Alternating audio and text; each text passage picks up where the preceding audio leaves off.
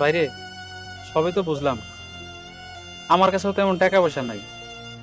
আমার কাছে 50টা টাকা ছিল, এই যে আমি ইফতারটা কিনে বাসায় নিয়ে যেতেছিলাম। আমি আর আমার বউ খামো দেখতে।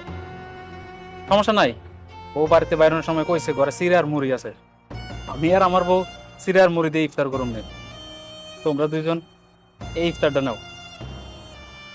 আপনি এই ইফতারিটা নিজে লেগে কিনছিলেন, আম করে দিয়ে দিলেন। রিজিকের মালিক তো আল্লাহ। আল্লাহ কখন কার রিজিক কই লিখে রাখছে আল্লাহ ছাড়া আর কেউ জানে না।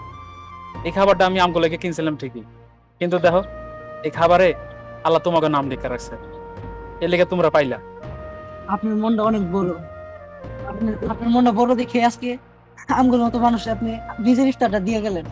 না না, আমিও তো বড় মনের মানুষ না।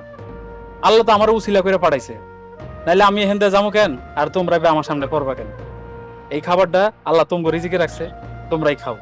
আর তোমরা খালি আমার লাগে একটু দোয়া করো, তাইলে আল্লাহ আপনার অনেক ভালো করুন। আল্লাহর এই দুনিয়ায় কে কোনো সময় না খেয়ে থাকে না।